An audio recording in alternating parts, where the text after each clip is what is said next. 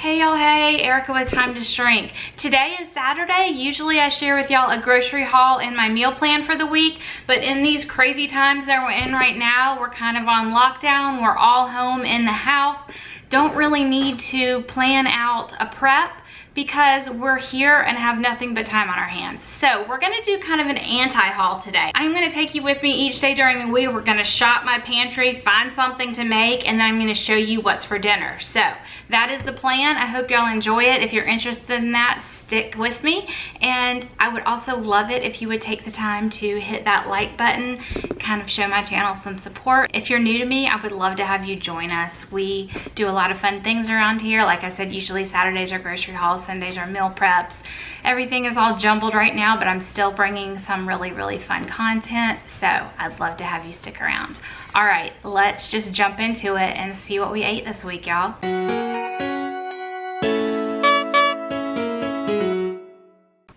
I'm gonna go ahead and brown up 4 pounds of ground meat. So I'm just gonna do all of it in the Instant Pot. So we're gonna cook it all and then we will season it different ways to use different ways this week. All right, I've just got all my beef in here and I'm just gonna brown it all up together.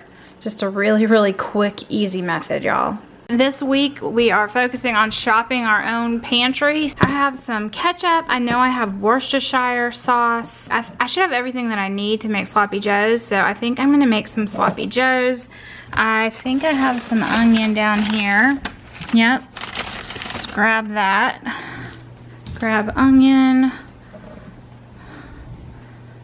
Grab ketchup. We're gonna make some muffins because we have everything we need so we're gonna make some pancakes and some muffins. So that's something we can do and have breakfast for dinner. We've got some biscuit mix we can make. I think I also may do like a goulash type thing with these low carb elbow noodles. So just shop your pantry, y'all. Shop what you have, you can find stuff. So here's half an onion, y'all. I'm gonna take half an onion and we are going to saute it real quickly. Throwing that in, you need to probably throw a little bit of fat in there. I'm out of avocado oil, so we're gonna use some butter. I'm going to also use some tomato paste from in here, y'all. Then, let's see, we need some Worcestershire sauce. We're gonna use a little bit of spicy all-purpose, a little bit of toasted onion, some yellow mustard, some garlic. Okay, so got my onion and my tomato paste in here along with that butter. We're gonna cook this tomato paste down some. Then we'll add some of our ground beef back in. I'm just draining this ground beef over a bowl because there was so much of it.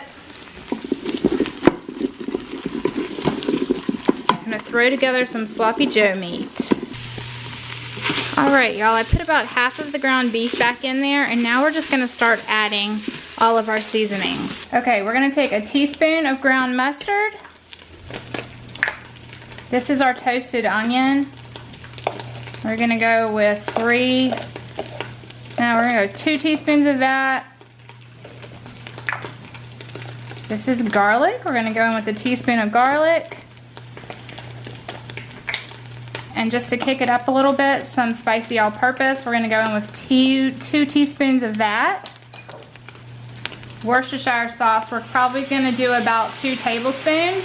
And we're gonna get in here and just get this really well stirred together. I'm also gonna add about 1/4 of a cup of water.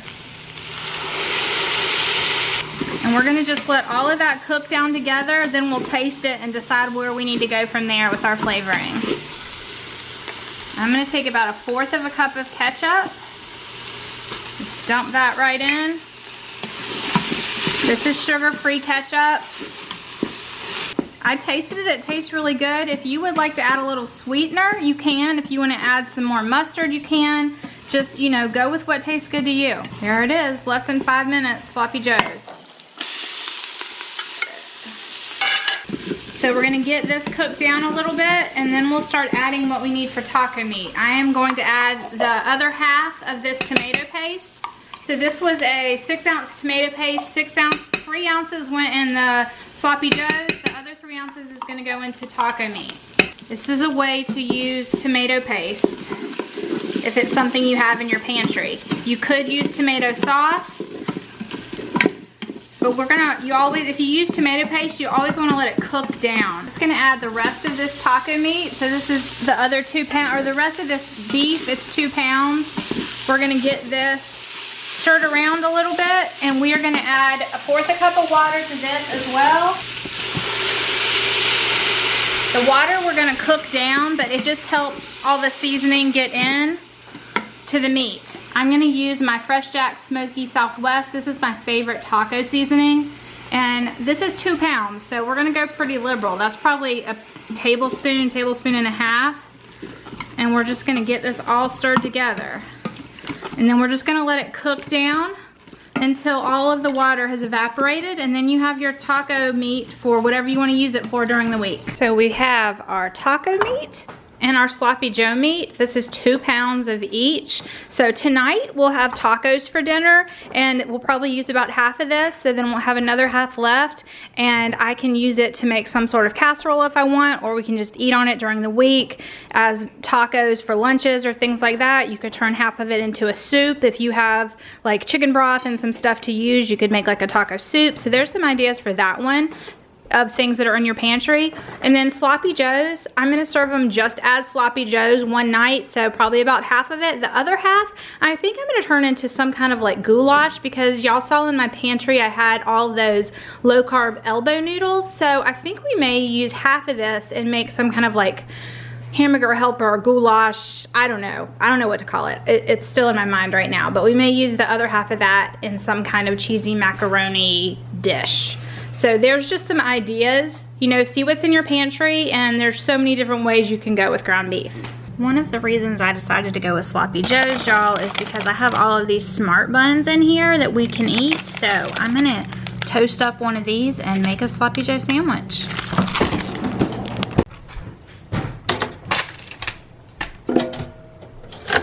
We also pulled out some gluten-free white sandwich bread that they could use to make these, and then we usually like to put a piece of cheese on our sloppy joes. So, sloppy joe, piece of cheese, and a smart bun. Or if you are not keto, you could use a regular bun. There is dinner. If you have frozen veggies to go on the side, or if you have fresh veggies or salad or coleslaw, whatever you would like as a side. Had odds and ends of cheese bits that have been in there for a while, things that needed to get used up. So I am doing tacos tonight. They can do taco meat with a cheese sauce. They can either do it over nachos, they can do it in a burrito, however they want to do it. But I'm gonna go ahead and make a cheese sauce up of this leftover odds and ends of cheese, trying to not waste anything at all around here these days, y'all. Gonna add some green chilies, the ends of what's left of some heavy cream. There's the end of that. I also had a couple odds and ends of cream cheese, so throwing that in.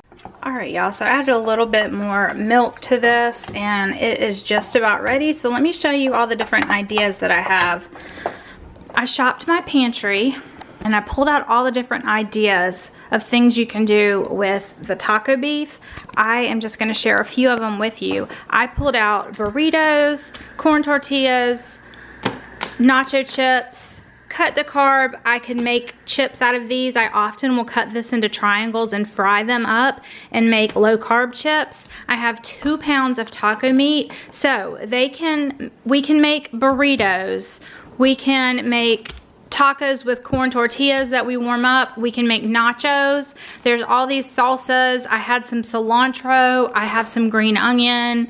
I have some red onion that is pickled, a spicy pickled red onion. We love this Herdez guacamole salsa, and we don't have any avocado right now, so I pulled this out. So all of this are just ideas of what you can do. You may not have all of these things, but if you have one of them, you can turn it into nachos or burritos, or you can just make a burrito bowl and just let the base be this. If you had some lettuce, you could make a taco salad.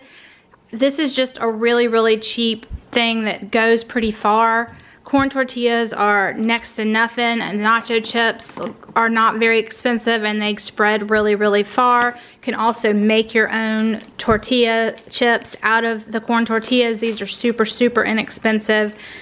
Cut the carb wraps are not cheap, but if you have them, that is a way that you can use them. And I just went with the store's ground beef because that's what they had. This is not the grass-fed. It is not the highest quality, but it works. I was able to buy 4 pounds, and this is what I did with 2 pounds of it. We could also use pasta and make like a pasta dish with this. I could totally take that cheese sauce that I have and mix it with some taco and some pasta and make like a taco bake out of it for tomorrow. There's just a bunch of things you can do. So just shop your pantry and figure out what's gonna work for you. All right, y'all, so the next day of eating out of the pantry, we have the taco meat I made the other day, and yesterday I made that cheese queso type thing with all the different leftover cheeses that we had. So what I'm doing is making it into like a pasta bake, so restyling for another day. So I pulled the salsa back out, I pulled some cheese out to top it. If you are keto, you can totally use low carb noodles, or if you have riced cauliflower or a head of cauliflower, you could chop that up and steam it and then use it in this casserole and not do noodles at all. But I am making this for my kiddos, and I had pasta in the cabinet, so I am actually going to use a box of this. Make the food last longer, make it stretch. Cheese isn't really cooperating with you, is it? No, the cheese is not cooperating. I might should have heated it up in the microwave first. And this is all the same pot, what we boiled the pasta in. Yeah, we're working smarter, not harder. We're going to use the same pot. It's already dirty, and my hands are clean, I promise. And then this is the salsa that we have going on right now. I'm going to go ahead and put some of the salsa in there too. I decided to go ahead and add the rest of the salsa because there wasn't really that much. And I put about 1/4 cup of water in here, and I'm shaking it up. Just don't want to lose anything. We're going to use everything that we can right now. We don't want to waste food at all. So that got every little bit out of the jar, and that's going to give, because this is going to go with pasta, we want it to be a little bit on the wet side. If you feel like you need a little bit more and you have some tomato sauce hanging out, you could add some tomato sauce to this, but I think we're good now. So we are going to dump our pasta.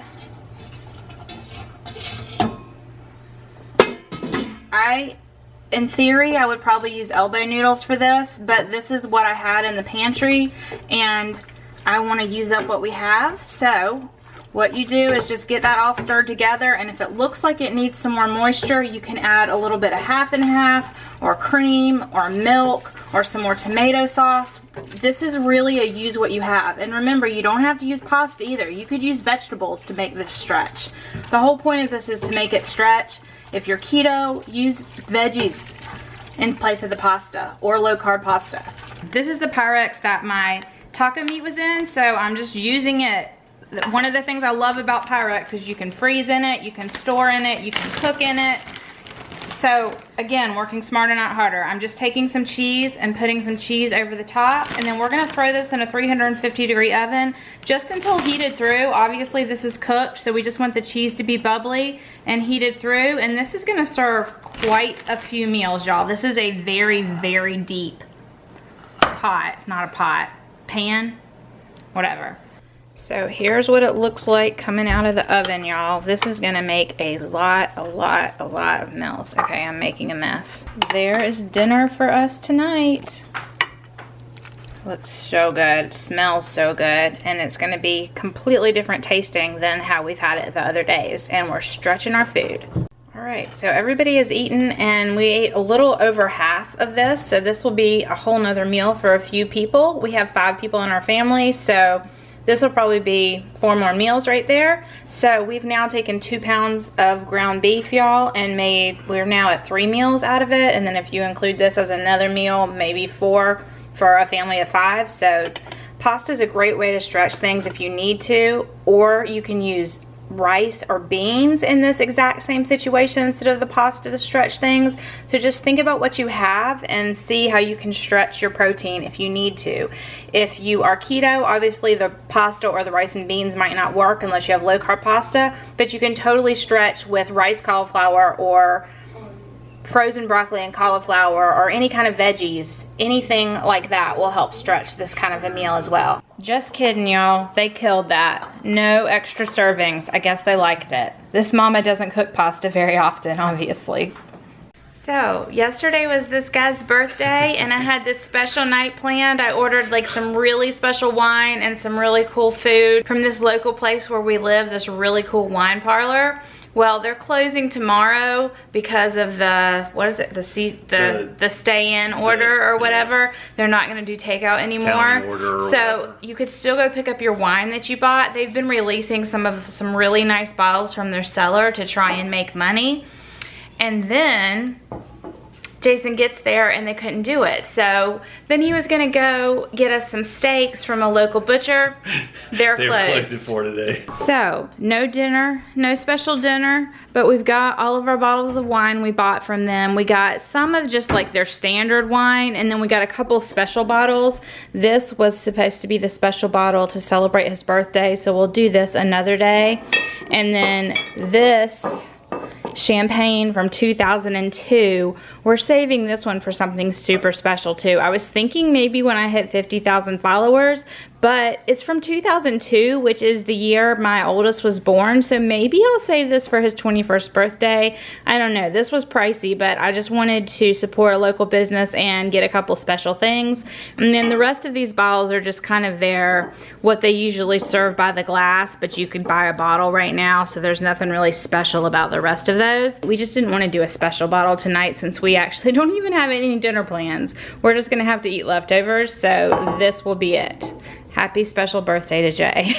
So, one of Jason's favorite things that I make is coleslaw. So far I've got coleslaw made for his dinner. I had some cilantro, so I went with a Southwest theme. So I did smoky Southwest, mayonnaise, apple cider vinegar. And then this is just allulose sweetener from the brand Chipmunk Baking Company. They make the most amazing cookies. Here's his coleslaw. I am not exactly sure what else we're having for dinner tonight, y'all. Last night, I forgot to show y'all dinner because we did chicken wings over at my mom and dad's and forgot to take the camera. So we had chicken wings and a beautiful cake that my daughter made. Again, I didn't get a picture. I'll have to see if she got a picture of it. I bet she did. I'll insert it here.